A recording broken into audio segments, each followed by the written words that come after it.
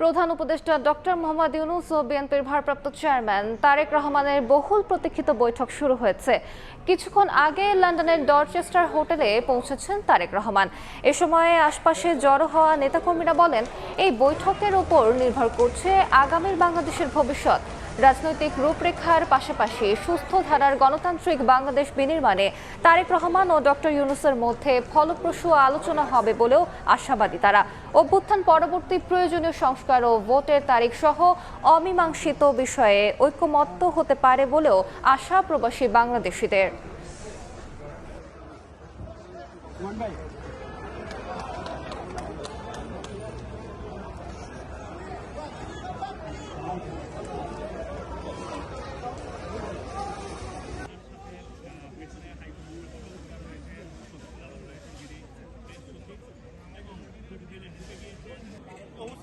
তুমি ঘুমাও খাও আমরা আসছি মানে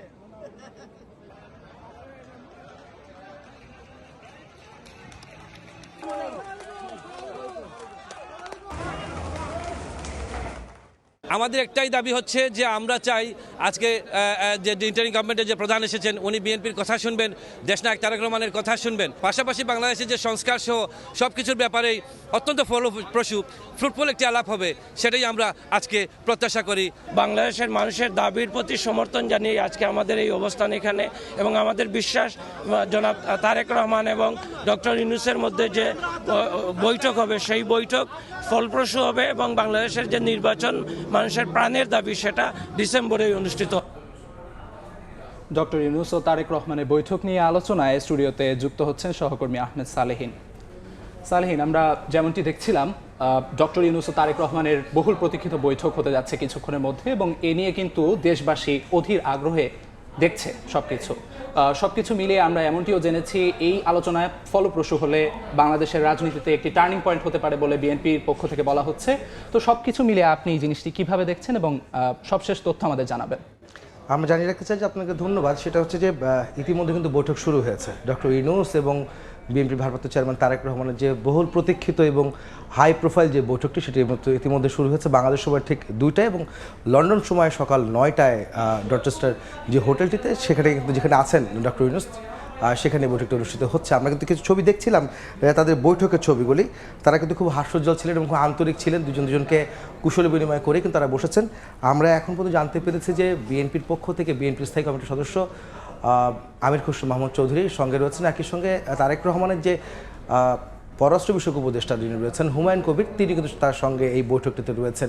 আর অন্তর্বর্তীকালীন সরকারের প্রধান ডক্টর মোহাম্মদ ইউনূসের সঙ্গে তার সচিব রয়েছেন এবং আরও কয়েকজন রয়েছেন, হাই কমিশনের সঙ্গে রয়েছেন। এটাও আমরা জানতে পেরেছি। আলোচনা হতে পারে এমন কোনো আউটলাইন কি আমরা জানতে পারি কিনা? জি অবশ্যই। আপনারা জানেন যে নির্বাচন নিয়ে কিন্তু বিএনপির পক্ষ থেকে অনেক ধরনের আলোচনা করা হয়েছিল যে তারা ডিসেম্বরের মধ্যে নির্বাচন চায়, কিন্তু গত 6 তারিখ অর্থাৎ ঈদের আগের দিন জাতীয় উদ্দেশ্যে ভাষণে ডক্টর মোহাম্মদ ইউনূস কিন্তু বলেছেন যে আগামী এপ্রিল অর্থাৎ 2026 সালের এপ্রিলের প্রথমার্ধে কোনো একটি দিন নির্বাচন অনুষ্ঠিত হবে বলে তিনি কিন্তু রোডম্যাপ ঘোষণা করেছেন। তো এই বিষয়টা নিয়ে কিন্তু একটু টানাপোড়েন কিন্তু চলছে রাজনৈতিক দলগুলোর সঙ্গে, অন্তর্বর্তীকালীন সরকারের সঙ্গে। আপনারা জানেন যে যেহেতু বিএনপি ডিসেম্বরের মধ্যে নির্বাচন চাইছে এবং সরকার বলছে যে আগামী বছর ডিসেম্বরের মধ্যে নির্বাচন হবে বা এই ধরনের একটা ইঙ্গিত তিনি দিয়েছেন, রোডম্যাপ দিয়েছেন, তাহলে এর মাঝামাঝি কোনো সময় হবে না, এর পরে হবে না, ডিসেম্বরেই হবে না, এপ্রিলে হবে, সেই বিষয়গুলো কিন্তু অবশ্যই আলোচনা হবে। একই সঙ্গে আপনার সংস্কার ইস্যুতে আলোচনা হবে, জুলাই সনদ নিয়ে আলোচনা হবে। আমরা একটু দেখে রাখতে চাই যে আমরা দেখব যে কিছু বিষয় আলোচনা হবে যেটা বিএনপির স্থায়ী কমিটির সদস্য সালাউদ্দিন আহমেদ গতকালকে আমাদেরকে জানিয়েছিলেন যে কোন কোন বিষয়গুলো আসলে আলোচনা হতে পারে আজকের বৈঠকে, সেটা আমরা এক নজরে দেখতে চাই। যেমন দেখেন, বলছিলাম যে নির্বাচনের সময়সীমা পুনর্বিবেচনা, অর্থাৎ ডিসেম্বর না জানুয়ারি এপ্রিল কবে নির্বাচন হবে সেই বিষয়টা নিয়ে কিন্তু অবশ্যই আলোচনা হচ্ছে। প্রথম আলোচনায় কিন্তু হচ্ছে এইটি। আর দ্বিতীয় হচ্ছে নির্বাচনমুখী সংস্কার বাস্তবায়ন, যেসব সংস্কারের কথা বলা হচ্ছে, সংস্কার কমিশন গঠন করা হচ্ছে, সেই বিষয়গুলি কবে নাগাদ বাস্তবায়ন হবে, সেগুলি কবে জুলাই সনদের মধ্যে আসবে, সেই বিষয়গুলো কিন্তু আলোচনার মধ্যে আসছে। একই সঙ্গে অন্তর্বর্তী সরকারের নিরপেক্ষতার এক প্রশ্ন, নির্বাচনকালীন সরকার যে নিরপেক্ষ থাকতে হয় সেই দাবি কিন্তু সব রাজনৈতিক দলগুলো সবসময় দূর করে আসছে। বিশেষ করে এই আগামী নির্বাচনটি কিন্তু খুবই গুরুত্বপূর্ণ নির্বাচন হতে যাচ্ছে। বাংলাদেশের ইতিহাসে আরেকটি গুরুত্বপূর্ণ নির্বাচন হবে, যে নির্বাচন নিরপেক্ষতা নিয়ে, সরকারের নিরপেক্ষতা নিয়ে আসলে প্রশ্ন থাকছে রাজনৈতিক দলগুলোর। সেখানে সরকার কতটুকু নিরপেক্ষতা বজায় রাখতে পারবে সেটি কিন্তু এই দেখা জায়গায় যদি আমি আরেকটু আপনার সঙ্গে যোগ করি, বিএনপির পক্ষ থেকে কিন্তু এর আগে বলা হয়েছিল, যখন ডক্টর ইউনূস বললেন যে 17 বছরের মধ্যে সবচেয়ে সুন্দর নির্বাচন বাংলাদেশ দেখতে যাচ্ছে, তো এই জায়গায় বিএনপির সঙ্গে যেহেতু ভারপ্রাপ্ত চেয়ারম্যান তারেক রহমানের সঙ্গে যেহেতু আলোচনা, বিএনপির পক্ষ থেকে কোনো নতুন কোনো উদ্যোগ কি আসতে পারে বা নতুন কোনো পরামর্শ কি আসতে পারে, সে ব্যাপারে কি আমরা কিছু জানতে পেরেছি? না, অবশ্যই পরামর্শ কিন্তু দুই তরফ থেকে দুই দফা মানে দুই দিক থেকে কিন্তু আসার কথা আমরা শুনতে পাচ্ছি রাজনৈতিক দলগুলোর মধ্যে, বিশেষ করে যারা যুগপৎ আন্দোলনের শরিক রয়েছেন এবং একে ছাড়া বিএনপি, জামাত, এনসিপি সহ নানা দল যারা রয়েছেন বাংলাদেশে, নিবন্ধিত অনিবন্ধিত দলগুলি, তারা কিন্তু নানা ধরনের প্রস্তাব কিন্তু ডক্টর ইউনূসকে কিন্তু দিয়েছেন বা তারা কিন্তু দেশ পরিচালনার ক্ষেত্রে তাকে কিন্তু সহযোগিতা করছেন। বিশেষ করে যে বিএনপির কথা বলতে চাই, বিএনপি কিন্তু বরাবরই তারা বলছেন, বারবার বলছেন, তারা ডক্টর ইউনূসকে বা অন্তর্বর্তীকালীন সরকারকে সব ধরনের সহযোগিতা এবং সমর্থন দিয়ে যাচ্ছেন। এই সমর্থনের প্রেক্ষিতে কিন্তু সরকার কাজ করে যাচ্ছেন এবং সুষ্ঠু একটি নির্বাচন দিবেন, সেই নির্বাচনেই একটি গণতান্ত্রিক সরকার প্রতিষ্ঠিত হবে এবং জনগণের জবাবদিহিমূলক সরকার প্রতিষ্ঠিত হবে। সেই ক্ষেত্রে যে ধরনের প্রস্তাবনা দেওয়া দরকার, যে ধরনের প্রস্তাব আসবে বা আপনার দুই তরফ থেকেই ডক্টর ইউনূসের পক্ষ থেকে কিন্তু তারেক রহমানকে কিছু প্রস্তাবনা দেওয়া হতে পারে, এটা আমরা জানতে পেরেছি, যেমন তেমনি তারেক রহমানও ডক্টর ইউনূসকে কিছু প্রস্তাবনা দিবেন, সেটি কিন্তু আমরা জানতে পেরেছি। আমরা যেটি বলছিলাম যে প্লাজমাইট আমরা দেখতে চাই যে আমাদের যে কয়েকটি বিষয় যে আলোচনার কথা ছিল, যেখানে অগ্রাধিকার ভিত্তিতে কিছু মামলা চিহ্নিত করে ট্রায়ালের ব্যবস্থা করে, অর্থাৎ আপনি জানেন যে আওয়ামী লীগের যারা দোষী, অর্থাৎ বিগত সরকারের আমলে যারা গণহত্যার সঙ্গে জড়িত ছিল, নির্দেশ দিয়েছে, তাদের মামলাগুলিকে আসলে স্পেসিফিক করে সেই বিষয়গুলি ট্রায়ালের ব্যবস্থা করা, মানে দ্রুত একটি বিচারের ব্যবস্থা করা, যদি অবশ্যই যেন সেটা প্রশ্নবিদ্ধ না হয়, এমনকি আন্তর্জাতিক মানের যেন সেই বিচার ব্যবস্থা যদি নিশ্চিত করা হয় সেটি কিন্তু জানানো হবে। একই সঙ্গে জুলাই সনদ নিয়ে আলোচনা কিন্তু অবশ্যই হবে, যে জুলাই সনদের জন্য সবাই কিন্তু অপেক্ষা করছে। আপনারা যদি বলে রাখতে চাই যে এখন ডক্টর ইউনূসের সঙ্গে তারেক রহমানের বৈঠকটি শুধু তাদের মধ্যেই সীমাবদ্ধ নয়, পুরো দেশ কিন্তু তাকিয়ে আছে এই বৈঠকটির দিকে এবং তাদের যে হাই প্রোফাইল যে বৈঠকটি, এই বৈঠকটির জন্য কিন্তু বিগত বেশ কিছু সময় ধরেই কিন্তু মানুষ অপেক্ষা করছিল তাদের মধ্যে কি আলোচনা হবে, কি হতে পারে। এমনকি আপনারা জানেন যে করিডোরের প্রশ্ন কিন্তু রয়েছে, করিডোর নিয়ে কিন্তু অনেক জলঘোলা হয়েছে, একই সঙ্গে বন্দর, চট্টগ্রাম বন্দর দেওয়ার বিষয়, বিদেশিদের হাতে তুলে দেওয়ার বিষয়টি কিন্তু করিডোরের প্রশ্ন নিয়ে আসলেন আপনি, এই জায়গায় আমি একটু প্রশ্ন করতে চাই। এর আগে যখন মির্জা ফখরুল বললেন এই আলোচনাটা শুধু দেশের জন্যই টার্নিং পয়েন্ট নয়, বরং আন্তর্জাতিকভাবেও বেশ গুরুত্বপূর্ণ, তো আন্তর্জাতিক কি প্রভাব এই আলোচনার মধ্য দিয়ে আসতে পারে বা কি প্রভাব আমরা দেখতে পারি?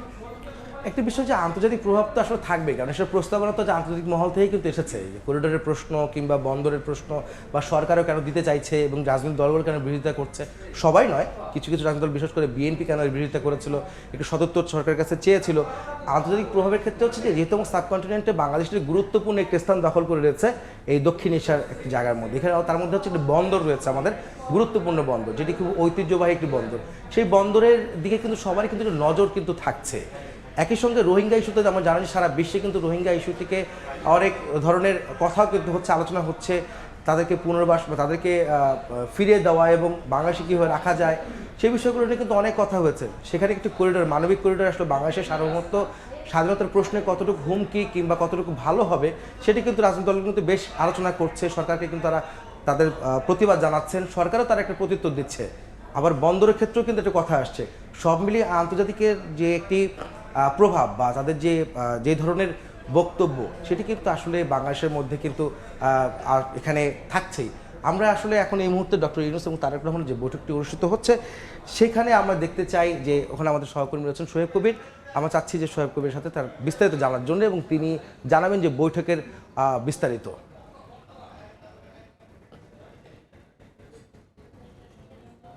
আমরা একটু সময় নিচ্ছি, তা আমাদের সোহেব কবির তিনি ডরচেস্টার সামনে, সেখানেই আজ এক ঐতিহাসিক মুহূর্তে সাক্ষী হতে যাচ্ছে বাংলাদেশ, পুরো জাতি তাকিয়ে রয়েছে এই ঐতিহাসিক মুহূর্তে, ঐতিহাসিক বৈঠক হতে যাচ্ছে চেয়ারপারসন তারেক রহমান এবং অন্তর্বর্তী সরকারের প্রধান উপদেষ্টা ডক্টর ইউনূসের মধ্যে কিছুক্ষণের মধ্যেই যে বৈঠক সেটি অনুষ্ঠিত হতে যাচ্ছে। ইতিমধ্যে লন্ডন আসলে সময় 8:40 বিএনপি চেয়ারপারসন তারেক রহমান তিনি হোটেলের ভিতর প্রবেশ করেছেন। সেখানে আমরা দেখতে পেয়েছি যেখানে বিএনপি কেন্দ্রীয় কমিটির নেতা আমির খসরু মাহমুদ চৌধুরী এবং বিএনপি তারেক রহমানের যে উপদেষ্টা হুমায়ুন কবির তারা সেখানে একসাথে প্রবেশ করেছেন এবং আমরা ইতিমধ্যে একটা যেটা জানতে পেরেছি যে বৈঠক ইতিমধ্যে শুরু হয়েছে, যে ডক্টর ইউনূস এবং তারেক রহমানের যে আপনার কাঙ্ক্ষিত যে বৈঠক বাংলাদেশের যে 16 কোটি মানুষ যে বৈঠকের জন্য অপেক্ষা করেছিলেন সেই বৈঠক দেখা চলছে এবং এই বৈঠকের মাধ্যমে হয়তো দিক নির্দেশনা পাবে যে আগামী দিনের বাংলাদেশের রাজনীতির গতি প্রকৃতি কোন দিকে যাচ্ছে, বাংলাদেশের ভবিষ্যৎ কোন দিকে হাঁটবে, সে ধরনের ইতিবাচক ভাবে কিন্তু সবাই চাচ্ছে যে এই বৈঠকের ফলপ্রসূ যেন ইতিবাচক ভাবে বের হয় এবং সেদিকে কিন্তু তাকিয়ে রয়েছে। আমরা এখন জানতে চাইবো যে বিএনপির সিনিয়র যুগ্ম সম্পাদক যুগ্ম সম্পাদক আমরা তাকে জানতে চাইবো আসলে এই বৈঠকের ফলপ্রসূ কি হতে পারে। আপনারা জানেন যে বাংলাদেশের যে রাজনীতির যে গতি প্রকৃতি, তাতে করে নির্বাচনকে কেন্দ্র করে বাংলাদেশে একটি অচল অবস্থা বলা চলে, যে রাজনীতির আকাশে একটি অচল অবস্থা বিরাজ করছে যে নির্বাচন এপ্রিলে হবে নাকি ডিসেম্বরে হবে। তো বিএনপি তথা বাংলাদেশের গণতন্ত্রকামী প্রত্যেকটি রাজনৈতিক দলের দাবি ছিল যে ডিসেম্বরের নির্বাচন, কিন্তু প্রধান উপদেষ্টা যেই ঘোষণা করেছেন এপ্রিলের প্রথমার্ধে নির্বাচন, এই যে রাজনৈতিক যে টানাপোড়েন, সেই টানাপোড়েনের অবসান ঘটবে বলে আমরা আশা করছি। ডক্টর মোহাম্মদ ইউনূস এবং বিএনপির ভারপ্রাপ্ত চেয়ারম্যান তারেক রহমানের আজকের এই বৈঠকের মাধ্যমে বাংলাদেশের জাতির, বাংলাদেশের মানুষের যে মুক্তির একটি সনদের দিন হিসেবে আজকে পরিলক্ষিত হবে বলে আশা করছি এবং আমরা আশা করছি আজকের এই বৈঠকটি সফলতা কামনা করছি। যেমন ঠিক তেমনি আগামী দিনের যে বাংলাদেশ, সেই বাংলাদেশ কিভাবে চলবে, বাংলাদেশ গণতন্ত্র কিভাবে উত্তরণ ঘটবে, সেটির প্রতিফলন আজকের বৈঠকের মাধ্যমে ইনশাল্লাহ হবে বলে আশা করছি। এবং একই সাথে স্বৈরাচারের মানে ফ্যাসিবাদী সরকারের যারা দোসর যারা ছিল, ফ্যাসিবাদী সরকারের যারা অর্থ যারা লুটপাট যারা করেছে, বহির্বিশ্বে যারা টাকা পয়সা যারা নিয়ে গেছে, তাদের বিচার কিভাবে করা যায়, বিচার, সংস্কার এবং নির্বাচন, এই তিনটি বিষয়টাকে গুরুত্ব দিয়েই আজকের এই বৈঠক হবে বলে আমরা আশা করছি। আমরা এই মতো দেখছি যে আমাদের আরেক প্রান্তে শত শত মানুষ, বিএনপি নেতা কর্মীরা কিন্তু শত শত তারা আজ সকাল থেকে কিন্তু দাঁড়িয়ে রয়েছেন। দেখতে পাচ্ছেন যে ঠিক হোটেলের অপর প্রান্তে বিএনপি নেতা কর্মীরা তারা স্বাগত জানানোর জন্য যে এই যে দ্বিপক্ষীয় যে বৈঠক রয়েছে ডক্টর ইউনূস এবং তারেক রহমানের এই বৈঠককে স্বাগত জানানোর জন্য তারা সকাল থেকে এখানে অপেক্ষা করছেন। তারা মনে করছেন যে এই বৈঠকের মাধ্যমে হয়তো ইতিবাচক বাংলাদেশের যে নতুন সূচনা, সেই সূচনা হয়তো এখান থেকে হবে। যে বৈঠকে কি কি বিষয় আলোচনা হতে পারে সেই সব বিষয় নিয়ে আমরা কথা বলতে চেয়েছিলাম। আমরা জানতে পেরেছি হয়তো সেখানে আগামী যে নির্বাচন যে তারিখ দিয়ে বিএনপি বলছে ডিসেম্বরের মধ্যে নির্বাচন হতে হবে এবং অন্তর্বর্তী সরকারের প্রধান তিনি ঘোষণা করেছিলেন যে এপ্রিলের প্রথম অর্ধে হয়তো নির্বাচন হতে পারে। সেই নির্বাচনের তারিখ হয়তো রফা দেওয়ার প্রথম সিদ্ধান্ত হতে পারে। এরপরে হতে পারে সংস্কার প্রক্রিয়া কিভাবে নির্ধারণ করা হতে পারে এবং অন্যান্য দলের যে অংশগ্রহণ, সেই দলের অংশগ্রহণগুলো কিন্তু এখানে উঠে আসতে পারে। পাশাপাশি আরেকটি বিষয় যেটা রয়েছে যে আন্তর্জাতিক মহলের যে পর্যবেক্ষণ অথবা আন্তর্জাতিক মহলের যে চাপ রয়েছে, সেসব চাপগুলো কিভাবে সামাল দিয়ে বাংলাদেশকে সামনের দিকে এগিয়ে দিয়ে যাওয়া যাবে, সেসব বিষয় হয়তো উঠতে পারে। আমরা এই মুহূর্তে কথা বলবো যে যুক্তরাজ্যের বিএনপির আর নেতা তিনি সকাল থেকে এখানে দাঁড়িয়েছিলেন। তার সাথে আপনারা কেন এসেছেন সকাল থেকে? আমরা এসেছি সংহতি জানাতে। আজকের যে ঐতিহাসিক ছাত্ররাস বৈঠক হোটেলে হচ্ছে, এখানে সমগ্র জাতির আশা আকাঙ্ক্ষা এখানে প্রতিফলন হবে, সেটাই আমরা প্রত্যাশা করি। আমরা সকাল থেকে এখানে এসে সংহতি জানাচ্ছি যেন জাতি একটি দিক নির্দেশনা পায় এই সভা থেকে এবং বাংলাদেশ গণতন্ত্রের পথে ঘুরে দাঁড়ায়। বাংলাদেশে একটি ইনক্লুসিভ নির্বাচন হোক, যে নির্বাচনের মাধ্যমে প্রকৃত প্রতিনিধিদের হাতে ক্ষমতা হস্তান্তরিত হবে এবং বাংলাদেশ এগিয়ে যাবে। ধন্যবাদ। আমরা এই মুহূর্তে যে হোটেলের সামনে দাঁড়িয়ে আছি, আমরা হোটেল দেখা হোটেল এখানে বাংলাদেশ স্বাধীন বাংলাদেশ সার্বভৌম বাংলাদেশ পুরা স্বপ্ন নিয়ে কাজ করে যাচ্ছে, যেটি বাংলাদেশের জন্য একটা টার্নিং পয়েন্ট। এই আলোচনায় স্থান পাবে এবং বাংলাদেশের নিয়ে হয়তো তারা বেরোবেন এবং পরে তারা উপদেষ্টার যারা মিডিয়া থাকছে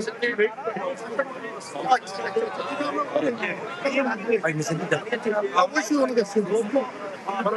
না বুঝতে পারছি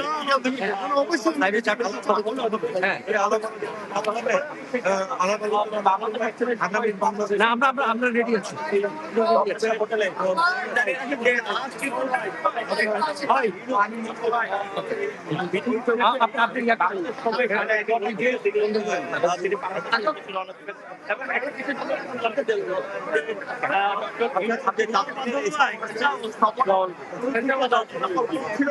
রহমানের সাথে এই কাঙ্ক্ষিত বৈঠক হচ্ছে আমরা জানতে পারছি যে বিএনপির কি চেয়ারপারসন বেগম খালেদা জিয়ার আন্তরিক প্রচেষ্টার মাধ্যমে কিন্তু আন্তরিক প্রচেষ্টার মাধ্যমেই এই বৈঠক সেদিকে বিএনপি যারা নেতাকর্মী রয়েছেন তারা মনে করছেন যে এই যে বৈঠক হয়েছে এই বৈঠকের মাধ্যমে কিন্তু একটি সিদ্ধান্ত আসতে পারে সেটা ধারণা করা হচ্ছে এবং সেই জন্য কিন্তু আমাদের অপেক্ষা করতে হবে যত বিরোধী দলের আন্দোলন যা কিছু ছিল সবকিছু দখল করতে পেরেছে, কিন্তু বাংলাদেশ যাবে কোন পথে জন্য হয়তো আমাদেরকে অপেক্ষা করতে হবে আরো কিছুক্ষণ সময়। ধারণা করেছেন নেতাকর্মীরা। আমরা দেখেছি যে শুধুমাত্র লন্ডন আর লন্ডন সহ বিভিন্ন শহর রয়েছে, যুক্তরাজ্যের বিভিন্ন শহর রয়েছে যেখান থেকে বিএনপি নেতাকর্মীরা এসেছে এবং ইউরোপের বিভিন্ন শহর থেকে তারা এসেছেন। যে এটা দীর্ঘ প্রায় 1.5 যুগের বেশি সময় ধরে এই যুক্তরাজ্যের নির্বাসিত তারেক রহমান, যে আজ হয়তো তার মুখে আমরা কিন্তু হাসি মুখে তিনি হোটেলে প্রবেশ করছেন, সেই সময় আমরা দেখেছি যে নেতাকর্মীরা তাকে উচ্ছ্বাস তাকে অভিনন্দন জানিয়েছেন। পাশাপাশি যে প্রধানমন্ত্রীর প্রেস সেকশনের প্রেস সচিব যিনি রয়েছেন শফিকুল আলম, তিনিও এসেছেন, তাকে তিনি এসে তাকে নিয়ে গেছেন ভিতর দিকে এবং তার সাথে ছিলেন আমির খসরু মাহমুদ এবং বিএনপি তারেক রহমানের যিনি উপদেষ্টা রয়েছেন হুমায়ুন কবির, তারা রয়েছেন। আমরা যেটা জানতে পেরেছি বৈঠক চলছে, হয়তো এই বৈঠক সর্বোচ্চ 30 থেকে 40 মিনিট হয়তো দীর্ঘ হতে পারে এবং এর পরে হয়তো দুই নেতার পক্ষ থেকে হয়তো ডক্টর ইউনূস এবং তারেক রহমান এই দুইজনের পক্ষ থেকে হয়তো মিডিয়া ব্রিফিং হয়তো চূড়ান্ত সিদ্ধান্ত আসতে পারে এবং পুরো জাতি যেখানে তাকিয়ে রয়েছে যে এই যে গণতান্ত্রিক প্রক্রিয়ার যে একটা ইতিবাচক যে সুফল, এই এই ঐতিহাসিক যে মিটিং বৈঠক থেকে আসতে পারে এবং এই যে আজ 13ই জুন, এই 13ই জুন বাংলাদেশের গণতান্ত্রিক ইতিহাসে কিন্তু একটি নাম হিসেবে, একটি ঐতিহাসিক দিন হিসেবে এখানে দেওয়া হবে এবং এটি কিন্তু ধারণা করা হচ্ছে যে আমরা দেখতে পাচ্ছি যে নেতা কর্মীরা কিন্তু অন্যান্য দিনের মতো যে স্লোগান কিংবা অন্যান্য যে স্লোগান থাকতো সেটি কিন্তু নেই, তারা কিন্তু শান্তিপূর্ণ ভাবে তাদের নেতাকে স্বাগত জানাচ্ছেন। তাদের যে বৈঠক হচ্ছে এই বৈঠকে যে সিদ্ধান্ত আসতে পারে সেটিও তারা হয়তো স্বাগত জানাবেন। তারা ধারণা করছেন যে ফলপ্রসূ হবে এবং সেটির কোনো বিকল্প নেই আগামী বাংলাদেশের ভবিষ্যতের জন্য। এবং ডক্টর